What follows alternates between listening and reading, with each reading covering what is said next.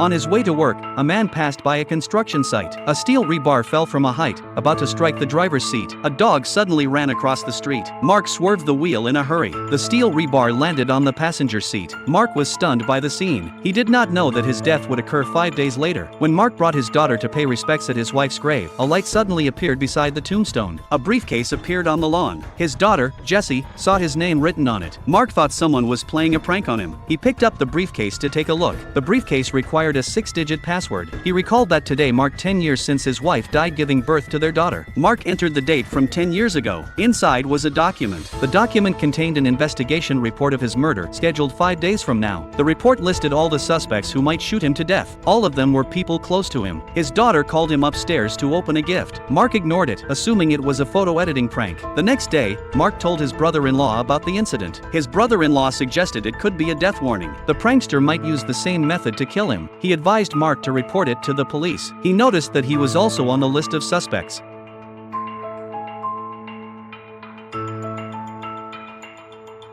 Even his insurance policy number was recorded accurately. Feeling that his information had been stolen, the brother-in-law wanted to call the police. Mark stopped him. He had discovered that the document listed the investigating sheriff's name. He decided to consult the sheriff first. The sheriff thought it was a prank. He explained that the autopsy in the document was scheduled for next Tuesday at 2 p.m. However, it did not mention him attending the scene. He told Mark that he would never miss the autopsy of a victim. This confirmed that it was just a prank. That day, when he opened a gift from his girlfriend, the clothes matched those worn in his death photo.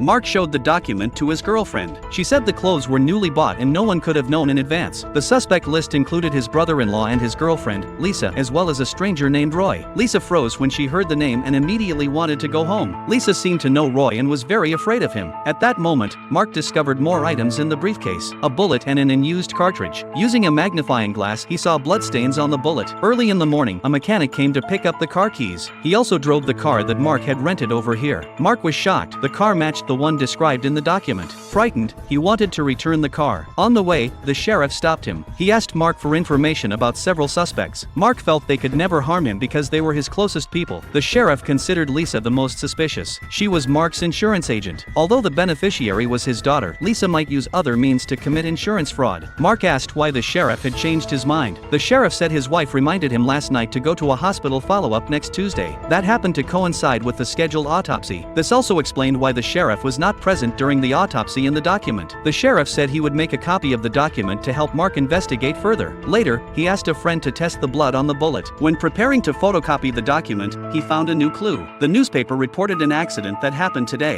A homeowner in the small town and his dog were killed when a tree was blown over by strong winds. The TV was reporting on the typhoon at that moment. If the newspaper report was truly from today, it would prove the document was real. Mark went to the accident site and saw that a tree was about to be toppled by the typhoon. He ran to the window and shouted at the homeowner. The homeowner was doing aerobics and could not hear him.